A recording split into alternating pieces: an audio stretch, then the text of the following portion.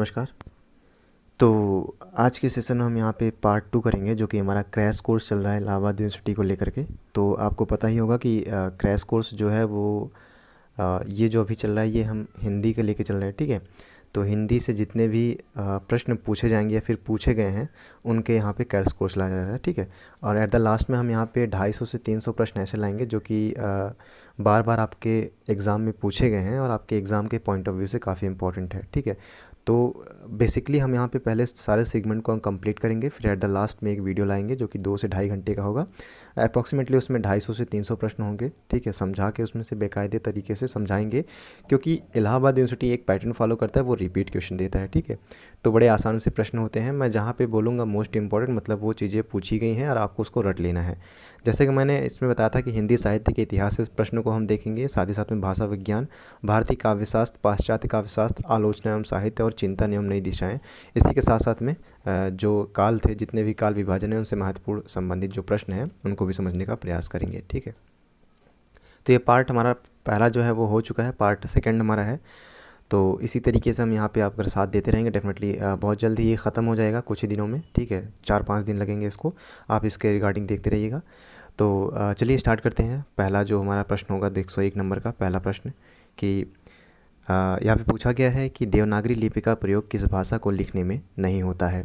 हिंदी, नेपाली, मराठी तीनों भाषाओं में जो है वो देवनागरी लिपि का प्रयोग होता है, जबकि बांग्ला जो है ये गलत हो जाएगा, इसलिए ऑप्शन हमारा डी सही ऑप्शन है। इसी प्रकार से अगर 102 नंबर की बात करें तो इनमें से कौन सी विशेषता देवनागरी की नहीं है। समग्रता, अक्षरात्मकता, निश्चितता, ये तीनों जो है विशेषताएं हैं वो देवनागरिकता की है, जबकि ध्वन्यात्मकता जो है इसकी विशेषता नहीं है। तो ऑप्शन सी हमारा सही हो जाएगा। इसी तरीके से 103 नंबर देख लेते हैं कि मेरठ जनपद की बोली का नाम क्या है। तो मेरठ जनपद में जो है कौन सी भाषा बोली जाती है, वो कौरवी। तो अभी हम भाषा संबंधित प्रश्न देख रहे हैं, तो सिर्फ भाषा है, क्योंकि सेगमेंट वाइज हम यहाँ पे चलेंगे। तो एक सेगमेंट से कितने भी प्रश्न घुमा फिरा के जो भी प्रश्न पूछे जा सकते हैं। ये इलाहाबाद का हिट गाइड है, ठीक है। ये जो आप गाइड जिससे पढ़ रहे हैं वो इलाहाबाद की गाइड ही है। मेरे पास गाइड हालांकि सभी की है, ठीक है। LLB, BLLB अभी अप्रॉक्सीमेटली जो 2021 की थी, ठीक है, जो अभी गाइड आई है दी कुमार की, मैंने सभी परचेज़ करके रख ली है। लेकिन मैंने देखा कि कुछ चीज़ें जो है वो कॉमन है, जैसे कि हिंदी साहित्य हो गया, फिर जनरल GK GS हो गया, फिर रीजनिंग के हो गए। तो ये सभी में लगभग सभी UG और PG कोर्सेज में कंपलसरी सभी के लिए होते हैं। तो इस वजह से ये सभी के लिए बेनिफिट तो रहेगा ही, ठीक है। अगला है 104 नंबर देख लेते हैं। 104 नंबर हमारा है कि रामचरितमानस की कौन सी भाषा है। तो रामचरितमानस तुलसीदास के द्वारा जो है अवधी भाषा में लिखी गई है, ठीक है। इसी प्रकार से 105 नंबर हम यहाँ पे देखेंगे। तो 105 नंबर क्या है हमारा, 105 नंबर हमारा है कि देवनागरी लिपि का प्रयोग निम्नलिखित में से किस भाषा में हुआ है। तो मराठी अभी आपने देखा ही है। इसी प्रकार से 106 नंबर देवनागरी लिपि में स्वर है मोस्ट इंपॉर्टेंट, मतलब कि आपको रट लेना है, ये क्रैश कोर्स में हमारे शामिल होगा एट द लास्ट में, ठीक है। 11 देवनागरी लिपि की कितने लिपि है, तो 11 लिपि है देवनागरी की। वहीं 107 नंबर बात कर लेते हैं कि भारत की सबसे प्राचीन लिपि का नाम क्या है। तो ब्राह्मी मोस्ट इंपॉर्टेंट है, ठीक है। ये पूछे गए हैं और ये प्रश्न पूछे जाने की संभावना पूरी बनती है, तो इसको रट लेना है, जो मोस्ट इंपॉर्टेंट मैं कह रहा हूँ, ठीक है। अवधी भाषा के कवि का नाम बताइए। देखिए कबीरदास, सूरदास, बिहारी, ये तीनों अलग अलग कवि हैं, जबकि तुलसीदास जो है वो अवधी भाषा के कवि के अंतर्गत आते हैं, ठीक है। ब्रज भाषा में कबीरदास। भारत की राजभाषा पूछी गई है, इस बात का ध्यान रखिएगा। राजभाषा जो है वो हिंदी है, राष्ट्रभाषा नहीं है, ठीक है। क्योंकि यहाँ पे बहुत सारी भाषाएं हैं, बोलियाँ हैं, तो तमाम प्रकार की भाषाएं, किसी एक भाषा को राष्ट्रभाषा बनाना, राष्ट्रभाषा मतलब पूरे देश की भाषा, ठीक है। इस तरीके से आप यहाँ पे देख सकते हैं। 110 नंबर देख लेते हैं। 110 नंबर क्या है कि हिंदी भाषा में बोलियों की संख्या कितनी है। तो हिंदी भाषा में बोलियों की संख्या 18 है, ठीक है। तो ये भी आप यहाँ पे याद कर लीजिएगा। 111 नंबर हम देख लेते हैं। 111 नंबर क्या है कि निम्नलिखित सन 1947 में उत्तर प्रदेश सरकार द्वारा गठित देवनागरी लिपि सुधार आयोग के अध्यक्ष कौन थे। आचार्य नरेंद्र देव। इसको हमने पिछले कक्षा में भी देखा था, ठीक है। चलिए ठीक है, 112 नंबर देख लेते हैं। 112 है कि विसल देव रासो किस भाषा में रचित है। राजस्थानी में लिखी गई है। वहीं 113 नंबर की बात किया जाए तो हिंदी भाषा की उत्पत्ति किस भाषा से हुई है। मोस्ट इंपॉर्टेंट, सौरसेनी अपभ्रंश से हिंदी भाषा की उत्पत्ति हुई है। वहीं 114 नंबर देख लेते हैं। 114 नंबर की कौन सी बोली सहारनपुर के ज़िले में बोली जाती है। तो सहारनपुर ज़िले में जो है वो खड़ी बोली बोली जाती है, ठीक है। अब बात कर लेते हैं 115 नंबर की। तो हिंदी पत्रकारिता का आरंभ कहाँ से हुआ है। तो हिंदी पत्रकारिता का आरंभ जो है वो काशी से हुआ है, ठीक है। वहीं अगला है कि खड़ी बोली के प्रथम 4 लेखक कौन है? सदल मिश्र, इंशाअल्लाह खां, मुंशी सदा सुखलाल और लल्लू लाल। ठीक है, ये इंपॉर्टेंट है। ये 4 प्रमुख लेखक हैं, खड़ी बोली के प्रथम 4 लेखक हैं। ठीक है, इसी प्रकार से 17 नंबर हम अपना देख लेते हैं कि राजभाषा अधिनियम 1976 कब लागू हुआ था? तो 24 जून 1976 को राजभाषा अधिनियम लागू किया गया था। 18 नंबर बात किया जाए तो अवधी भाषा का प्रथम महाकाव्य कौन सा है? तो पद्मावत जो है अवधी भाषा का महत्वपूर्ण काव्य है, इसको आप रट लीजिएगा। ठीक है, देख लीजिएगा। इसी प्रकार से 119 नंबर देख लेते 19 नंबर हमारा देखें कि पूर्वी हिंदी में बोलियों की संख्या कितनी है? तो पूर्वी हिंदी में बोलियों की संख्या जो है वो 119 है। ठीक है, माफ़ कीजिएगा, पूर्वी हिंदी में पूछा गया था। देखिए, पूछा गया है कि पूर्वी हिंदी में तो 3 बोलियां हैं। ठीक है, 3 बोलियों की संख्या है। ब्रजभाषा किसकी बोली है? 120 नंबर हमारा है। तो ब्रजभाषा जो है वो पश्चिमी हिंदी की बोली है। ठीक है, वहीं 21 नंबर बात कर लेते हैं कि हिंदी को राजभाषा के रूप में मान्यता कब मिली थी? तो हिंदी को राजभाषा के रूप में मान्यता 26 जनवरी 1950 को मिला था। वहीं 122 नंबर बात कर लेते हैं। 122 नंबर क्या है कि पश्चिमी हिंदी की बोलियों की संख्या कितनी है? तो पश्चिमी हिंदी की बोलियों की संख्या 5 है। यहाँ पे 23 नंबर देख लेते हैं जो कि मोस्ट इम्पॉर्टेंट है कि रानी केतकी की कहानी, ये कई बार पूछा गया है। ठीक है, तो इंशाअल्लाह खान के द्वारा लिखी गई थी। ठीक है, अल्लाह खां। वहीं 24 नंबर बात किया जाए तो आला खंड किस बोली की रचना है? तो बुंदेली भाषा में लिखी गई है। ठीक है, आला खंड। तो इस तरीके से आप इसको एक बार देख लीजिएगा। वहीं अगर बात किया जाए 25 नंबर की पंडित जुगल किशोर ने हिंदी का पहला पत्र कहाँ निकाला? कलकत्ता में निकाला था। 126 नंबर देख लेते हैं जो कि आपके एग्ज़ाम के पॉइंट ऑफ व्यू से काफ़ी इंपॉर्टेंट है कि आनंद कादम्बनी कहाँ से प्रकाशित होती है? तो मिर्ज़ापुर से आनंद कादम्बनी प्रकाशित होती है। ठीक है, अब बात करते हैं 27 नंबर। 27 एक भोजपुरी किसकी बोली है? तो बिहारी की भोजपुरी बोली है। ठीक है, 28 नंबर वहीं बात करते हैं। तो 28 नंबर क्या है कि भारत की संपर्क भाषा बनने की योग्यता हिंदी में है। ठीक है, संपर्क भाषा मतलब जो देश के अधिकतर लोगों के द्वारा भाषा जो बोली जाती है, तो हिंदी जो है वो संपर्क भाषा के रूप में बनने के योग्य यहाँ पे है। निश्चितता किस लिपि का गुण है? निश्चितता जो है वो देवनागरी लिपि का गुण है। तो देवनागरी से जो है महत्वपूर्ण जो होंगे मैं बताता चलूँगा। पूर्वी हिंदी का विकास कहाँ हुआ? तो अर्धमागधी अपभ्रंश से पूर्वी हिंदी का विकास हुआ है। बांग्ला भाषा किस अपभ्रंश से विकसित हुई है? तो मागधी अपभ्रंश से विकसित हुई है। वहीं बात कर लेते हैं 32 नंबर। 32 नंबर हमारा क्या है कि इनमें से कौन सी पश्चिमी हिंदी की बोली है? तो बुंदेली जो है वो पश्चिमी हिंदी की बोली है। 33 नंबर देख लेते हैं। 33 नंबर क्या है कि इनमें से राजस्थान की बोली कौन सी है? तो मालवी, मेवाती और जयपुरी, ये तीनों बोलियाँ जो है वो राजस्थान की बोलियों के अंतर्गत आती है। वहीं 134 नंबर देख लेते हैं कि लखनऊ, रायबरेली और ज़िले में कौन सी बोली का क्षेत्र है? तो लखनऊ, रायबरेली में अवधी भाषा बोली जाती है। ठीक है, इस तरीके से हमारा जो एक तथ्य था समाप्त हुआ। अब हमारा व्यंजन से जो कि व्याकरण से है, ठीक है, उसको हम यहाँ पे समझने का प्रयास करेंगे। हालांकि है ये भी प्रश्न भाषा से ही, भाषा खंड से ही है, लेकिन प्रश्न का जो लेवल है वो अलग हो गया है। ठीक है, तो अभी जो है हमारे व्यंजन से संबंधित यहाँ पे जो भी होंगे, जो भी इंपॉर्टेंट होंगे वो तो मैं बताता ही चलूँगा, बात साथ में आप देखते भी चलिए। कौन सा व्यंजन दंत्य है? दंत्य मतलब जो दांत से हो बोला जाता हो, तो ध जो है वो दांत दंत्य है। ठीक है, 135 का हमारा ए सही हो जाएगा। ठीक है, इनमें से ओष्ठ यानी होस्ट से कौन सी बोलियाँ? तो आपको पता ही होगा कि प वर्ग की जो बोलियाँ हैं वो होस्ट से बोली जाती है, प फ ब भ म। तो ये सभी जो है ये क्या है? होस्ट व्यंजन के अंतर्गत आती हैं। 137 नंबर देख लेते हैं कि 37 नंबर के दंत वर्ग का व्यंजन है। तो दंत वर्ग का व्यंजन द है। ठीक है, तथा द। और 138 देख लेते हैं। 38 नंबर है कि कौन सा व्यंजन जो है मूर्धन्य नहीं है? ट ठ ड ये सब क्या है? मूर्धन्य है, जबकि च यहाँ पे मूर्धन्य नहीं है। ठीक है, तो आप इसको एलिमिनेट मेथड के माध्यम से कर सकते हैं। 3 चीज़ें जो हैं आपको सेम दिखेगी, एक ही वर्ग की दिखती हैं, तो वो चीज़ें डेफिनेटली वो तो हो ही नहीं सकती। जो अलग वर्ग से दिखती है तो वही आपका आंसर हो जाएगा। कौन सा व्यंजन नासिक है? तो नाक से जो है वो ढ़। ठीक है, ढ, माफ़ कीजिएगा, ढ। वहीं बात करते हैं 140 नंबर की। तो कौन सा व्यंजन अल्प प्राण है? तो क त ग ये सभी जो है ये अल्प प्राण है। ठीक है, जिनको बोलने में कम वक्त लगता है। 41 है कि संयुक्त व्यंजन ज्ञ किन 2 ध्वनियों के संयोग से बना है? तो ज और यहाँ से बना है ज्ञ, ठीक है, ज्ञ। 42 नंबर हम देख लेते हैं। 42 है कि छ किन दो ध्वनियों से बना है, कि क और ख से बना है, खटकोड़ वाला ख। 43 नंबर बात कर लेते हैं। 43 है कि कौन सा व्यंजन महाप्राण नहीं है, तो ख घ छ ये तीनों महाप्राण है, जबकि क जो है अल्प प्राण है, ठीक है, अभी हमने देखा भी था, जिसको बोलने में कम समय लगे, तो इसको बड़े आसानी से आप कर भी सकते हैं, ठीक है।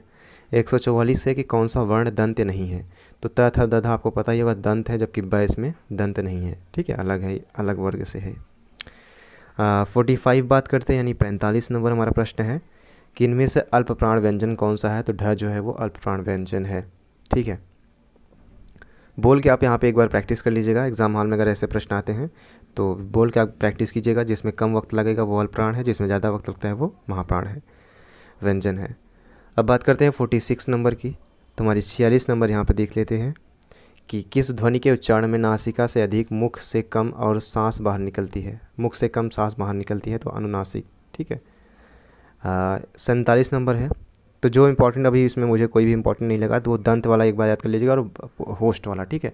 तो लेवल जो है वो नॉर्मल ही रहता है, जैसे प फ ब भ म, ठीक है, होस्ट हो गया, क ख ग घ, ठीक है, मूर्धन्य क्या हो गया, अनुनासिक क्या हो गया, महाप्राण और अल्पप्राण, ये पूछ सकते हैं। बाकी इसमें कोई भी प्रश्न पूछे जाने की संभावना बहुत ज़्यादा नहीं है, बहुत आसान प्रश्न पूछे जाएंगे, ठीक है। होस्ट और दंत आपको ये चीज़ें, दो चीज़ें याद रखनी है, जो कि इसमें इंपॉर्टेंट यहाँ पे सेगमेंट होता है। अब 47 बात कर लेते हैं, यानी 47 नंबर क्या है कि इनमें से उच्छिप्त ध्वनि कौन सी है, तो ड़ जो है वो उच्छिप्त ध्वनि है, ठीक है। वहीं 48 नंबर बात कर लेते हैं, यानी 48 नंबर क्या है कि ज्ञ ध्वनि जो है वो ज और य से बनी है। बात करते हैं 49 प्रश्न की, यानी 49 हमारा है कि पार्श्विक ध्वनि कौन सी है, तो ल जो है वो पार्श्विक ध्वनि है, ठीक है। इसको आप यहाँ पे देख लीजिएगा एक बार। अब बात करते हैं, हमारा हाफ सेंचुरी लगने वाला है, यानी 50 नंबर 50 प्रश्न पूरे होने वाले हैं इस सेगमेंट से भी। तो 150 नंबर हम देख लेते हैं। किसका उच्चारण बिना स्वर की सहायता से लिए नहीं किया जा सकता, तो व्यंजन, क्योंकि व्यंजन में आपको पता ही होगा कि व्यंजन में स्वर भी होता है और व्यंजन दोनों मिलकर, ठीक है। क जैसे हम बोलते हैं तो उसमें क धन अ होता है, तब उसको मिलाकर क बोलते हैं, ठीक है। इस तरीके से 51 यानी 51 नंबर देख लेते हैं कि चंद्रबिंदु का प्रयोग किन ध्वनियों के लिए किया जाता है, तो चंद्रबिंदु का प्रयोग जो है वो अनुनासिक ध्वनियों के लिए प्रयोग किया जाता है। वहीं 52 बात करते हैं, यानी 52 नंबर देख लेते हैं। तो 52 नंबर कौन सा स्वर सवृत है, तो ई जो है वो संवृत है, ठीक है। देखिए आपने अगर पढ़ा नहीं है तो आपके पास वक्त बहुत कम है, तो आप बेसिकली जो मैं चीज़ें बता रहा हूँ एट द लास्ट में, जो चीज़ें मैं 250 से 300 उसको तो रट लेना है, बाकी जो मैं मोस्ट इंपॉर्टेंट इसमें बता रहा हूँ उसको तो रट लेना है। बाकी एक सरसरी निगाहों से आपको देख लेना है, क्योंकि यहाँ पे बहुत बताएंगे तो बहुत वक्त लग जाएगा, कोर्स आपका कंप्लीट करना है, इस वजह से यहाँ पे वक्त हमारे पास बहुत कम है। 53 का जो है इनमें से अग्रस्वर कौन सा है, तो ए जो है ये अग्रस्वर है, ठीक है। इसी प्रकार से 54 देख लेते हैं, यानी 54 नंबर क्या है कि कौन सा व्यंजन स्पर्श संघर्षी वर्ग में आता है, तो च छ झ ये सभी जो है स्पर्श संघर्षी वर्ग के अंतर्गत आते हैं, ठीक है। वहीं बात करते हैं 55 की कि हिंदी की देवनागरी वर्णमाला में कुल कितने वर्ण हैं, 52। ये मोस्ट इंपॉर्टेंट है, इसको आप रट लीजिएगा, ठीक है, ये पूछे जाने की संभावना बिल्कुल बनती है। वहीं 56 नंबर बात कर लेते हैं कि वर्गीय व्यंजनों की संख्या देवनागरी लिपि में कितनी है, तो वर्गीय व्यंजनों की संख्या 25 है, ठीक है। 57 बात कर लेते हैं कि इनमें से अघोष व्यंजन कौन सा है, तो ट जो है वो अघोष व्यंजन है। 58 नंबर बात कर लेते हैं।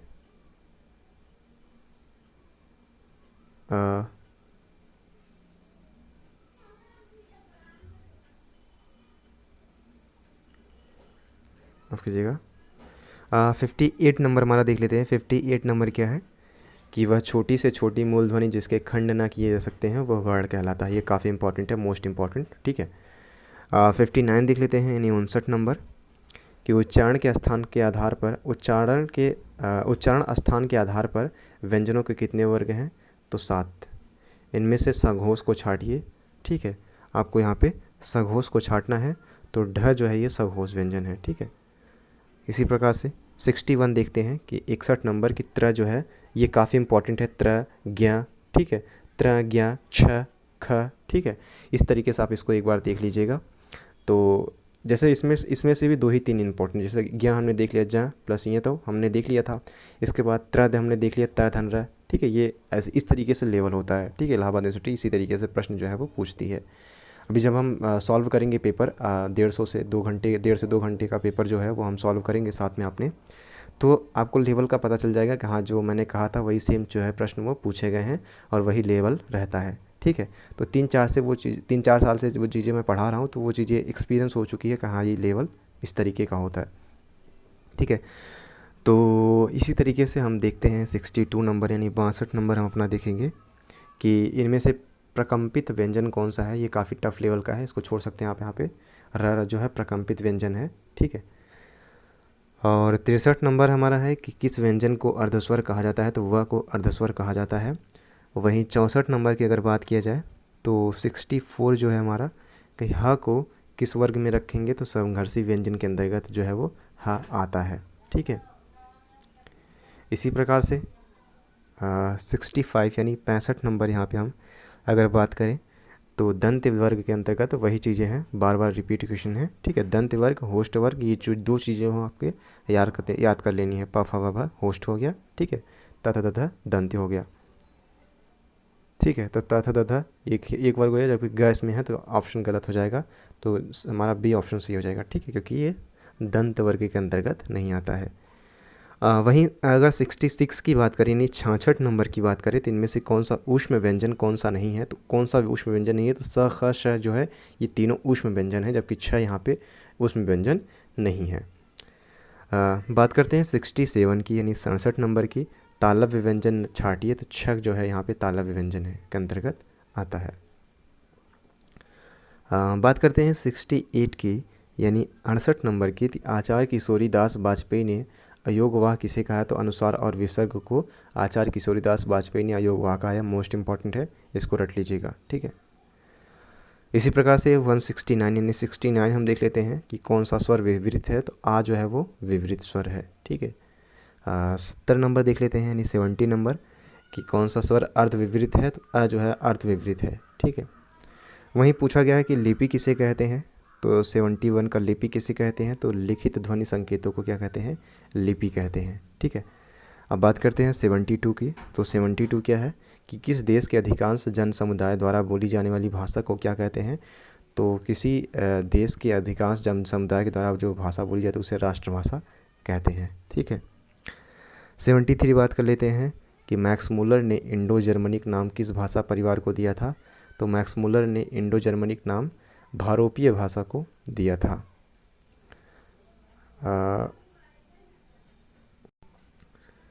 वही हम बात करते हैं 74 नंबर यानी हमारे 74 नंबर क्या है कि गुजराती भाषा का विकास किस भाषा से हुआ है, तो गुजराती भाषा का विकास जो है सौरसेनी से हुआ है, ठीक है। 75 नंबर बात कर लेते हैं। 75 नंबर क्या है कि संविधान में प्रांतीय भाषाओं को किस अनुसूची द्वारा स्वीकार किया गया है, तो संविधान में जो है प्रांतीय भाषाओं को 8वीं अनुसूची के अंतर्गत काफ़ी इंपॉर्टेंट है 343 से, ठीक है। 51 तक जो है हमारा भाषा खंड है, ठीक है। संविधान के अनुच्छेद आप इसको याद कर लीजिएगा, तो ये मोस्ट इंपॉर्टेंट है। और ये 8वीं अनुसूची में भाषा शब्द को जो है भाषा शब्द जो है 8वीं अनुसूची में यहाँ पे इसके बारे में बताया गया है संविधान में, तो ये मोस्ट इंपॉर्टेंट है, ठीक है। इसी तरीके से 76 की बात किया जाए तो हिंदी किस परिवार की भाषा मानी जाती है, तो भारोपीय भाषा मानी जाती है। और 77 की बात कर लेते हैं यानी 77 नंबर क्या है, तो नागरी लिपि कैसी है, तो अक्षरात्मक लिपि जो है वो नागरी लिपि है, ठीक है। वहीं 78 बात कर लेते हैं यानी 78 नंबर क्या है कि अमीर खुसरो ने हिंदी के लिए कौन सा शब्द प्रयुक्त किया है, तो हिंदवी अमीर खुसरो ने इस शब्द को यहाँ पे प्रयोग किया है, ठीक है। तो 78 हमारा प्रश्न यहाँ पे हो चुके हैं।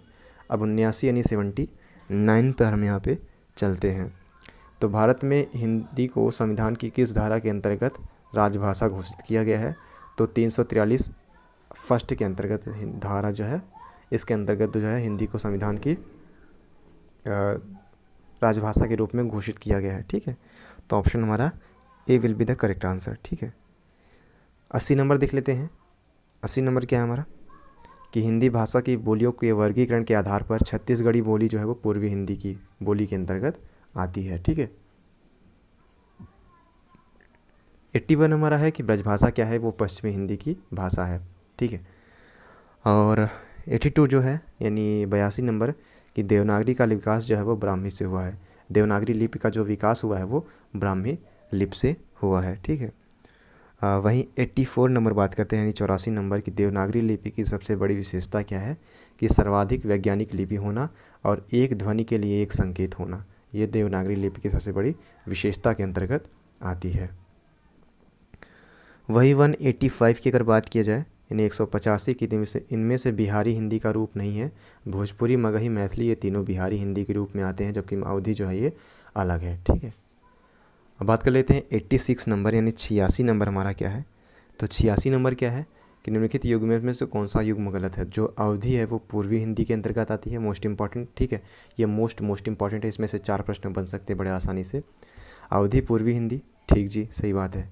ब्रजभाषा, जो ब्रजभाषा है वो पश्चिमी हिंदी में आती है और खड़ी बोली पश्चिमी हिंदी के अंतर्गत आती है, जबकि भोजपुरी यहाँ पे गलत बताया गया है, ठीक है। ये पूर्वी हिंदी बता दिया गया है इसमें, ठीक है। तो ये गलत हो जाएगा, ऑप्शन सी हमारा will be the correct answer. वहीं 187 नंबर की बात किया जाए, 187 निम्नलिखित बोलियों में से पूर्वी हिंदी बोली नहीं है। देखिए पूर्वी हिंदी जो है बोली अवधी, छत्तीसगढ़ी, बघेली ये तीनों पूर्वी हिंदी के अंतर्गत आती है, जबकि भोजपुरी ये पश्चिमी हिंदी है, इस वजह से ये गलत हो जाता है यहाँ पे। अब बात कर लेते हैं 88 नंबर की। तो बौद्ध धर्म से जुड़े हुए साहित्य की भाषा जो थी वो पाली भाषा थी, ये काफ़ी इंपॉर्टेंट है, इसको भी आप यहाँ पे याद कर लीजिएगा। 89 की बात कर लेते हैं। खड़ी बोली हिंदी की उत्पत्ति जो है वो सौरसेनी अपभ्रंश से हुई है, ठीक है। और 90 की बात किया जाए तो अवधी और ब्रज दोनों भाषाओं में रचना करने वाले कवि जो हैं वो तुलसीदास जो जी ऐसे कवि थे जिन्होंने अवधी और ब्रज भाषा दोनों में कविताएं जो है लिखा था। 91 का पश्चिमी हिंदी के सर्वाधिक प्रमुख बोलियों में इनमें से क्या है। तो ब्रजभाषा जो है वो पश्चिमी हिंदी के सर्वाधिक प्रमुख बोलियों में से एक है। वहीं बात किया जाए 92 की यानी 192 नंबर की, तो हरियाणवी या फिर बांगरू बोली किस अपभ्रंश से विकसित हुई है। तो ये विकसित हुई है पश्चिमोत्तर सौरसेनी अपभ्रंश के माध्यम से, ठीक है। अब बात कर लेते हैं 93 यानी 193 की बात कर लेते हैं। 93 जो हमारा प्रश्न है कि निम्नलिखित में से कौन सी विशेषता देवनागरी की नहीं है।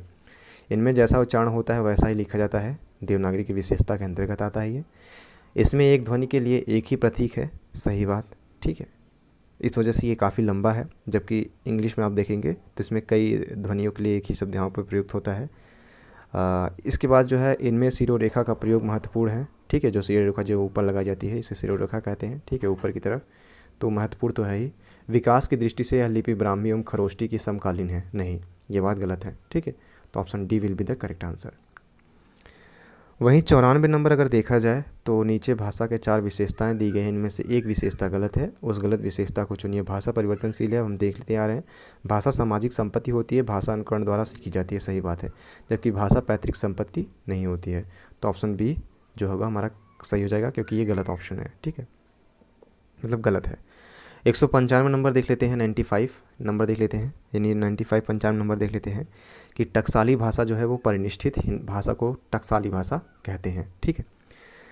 वहीं 96 नंबर देख लेते हैं कि 96 नंबर उत्तर प्रदेश सरकार द्वारा 1947 ईस्वी में गठित देवनागरी लिपि के सुधार समिति के अध्यक्ष कौन थे। तो आचार्य नरेंद्र देव जो थे वो उत्तर प्रदेश सरकार द्वारा सन 1947 में गठित देवनागरी लिपि सुधार समिति के अध्यक्ष थे, ठीक है। बात करते हैं 97 नंबर। 97 नंबर क्या है कि अवहट्ट भाषा से तात्पर्य ग्रामीण अपभ्रंश से है, ठीक है। वहीं 98 नंबर बात कर लेते हैं। 98 क्या है कि निम्नलिखित में से कौन सी बोली पश्चिमी हिंदी के अंतर्गत नहीं आती है। तो पश्चिमी में ब्रजभाषा, बुंदेली, कन्नौजी ये तीनों भाषाएं होती है, जबकि अवधी जो है पूर्वी भाषा के अंतर्गत, पूर्वी बोली के अंतर्गत आती है। सेकंड लास्ट जो हम देख लेते हैं कि 99 नंबर हमारा देख लेते हैं। 199 जो हमारा है कि बांगरू किस उपभाषा वर्ग की बोली है। तो ये हिंदी पश्चिमी हिंदी के अंतर्गत आती है। वहीं 200 नंबर देख लेते हैं कि अंगिका किस राज्य की बोली है। तो अंगिका जो है वो बिहार राज्य की बोली है, ठीक है। थोड़ा सा हमारे पास वक्त है, थोड़ा सा हम और देख लेते हैं, ठीक है। तो क्योंकि जितना हम यहाँ पे प्रश्न देखते चले जाएंगे उतना जल्दी हमारा यहाँ पे 2 या 3 दिन में समाप्त हो जाएगा। इसके बाद हमें और भी सेगमेंट पढ़ने हैं, इसके बाद और भी सब्जेक्ट पढ़ने हैं, तो इसको भी हम यहाँ पे ध्यान में रखते हुए चल रहे हैं। 101 नंबर कह सकते हैं, ठीक है। 101 नंबर प्रश्न हमारा चल रहा है कि कर्ता के साथ ने का प्रयोग न होना किस उपभाषा की विशेषता है। तो पूर्वी हिंदी की भाषा की उपविशेषता है।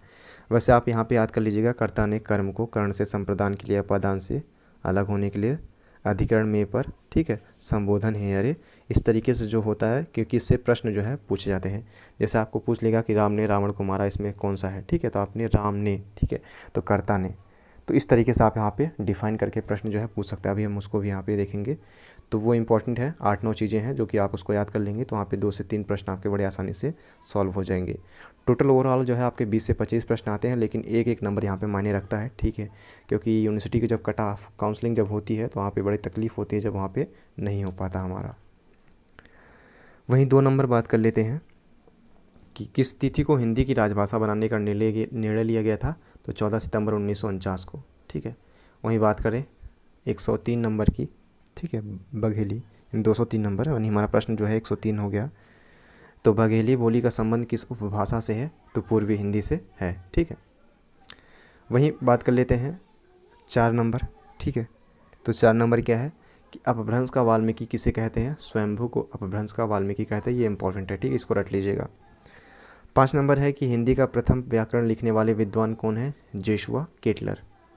इसी प्रकार से अगर बात किया जाए 6 नंबर की, तो किस विद्वान ने देवनागरी लिपि के स्थान पर रोमन लिपि के स्वीकार करने का सुझाव दिया था, सुनीति कुमार चटर्जी ने, ठीक है।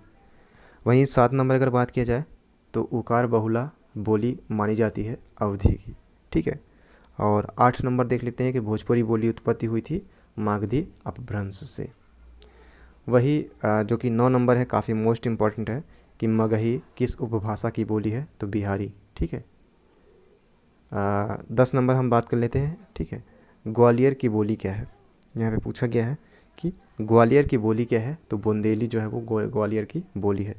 तो थोड़ा सा आप भी बोर हो गए होंगे, ठीक है, मैं यहाँ पे सेशन को समाप्त करूँगा, लेकिन ये सेशन हमारा इसी तरीके से चलता रहेगा, 2-3 सेशन, ठीक है। अभी सेगमेंट कई सेगमेंट हमारे पड़े हैं, 2-3 सेगमेंट, तो हम कोशिश करेंगे कि इसके साथ में कई और क्रैश कोर्स भी लाएँ, ठीक है, जो कि कोर्स समाप्त हो जाए जल्दी ही 15 से 20 दिन में, ताकि एग्ज़ाम जो है उससे पहले हम यहाँ पे तैयार हो जाए। सो जल्दी हमारा नया सेशन आएगा। So thank you so much, keep loving, keep supporting and keep stay with us. अगर आपकी कोई क्वेरी है तो आप हमसे इंस्टाग्राम के माध्यम से डायरेक्टली जुड़ सकते हैं, ठीक है। बाकी इससे रिलेटेड हम यहाँ पे कोशिश करेंगे कि कुछ नई भी चीज़ें हों तो आपको जल्दी हम बताने का प्रयास ज़रूर करेंगे। Thank you so much.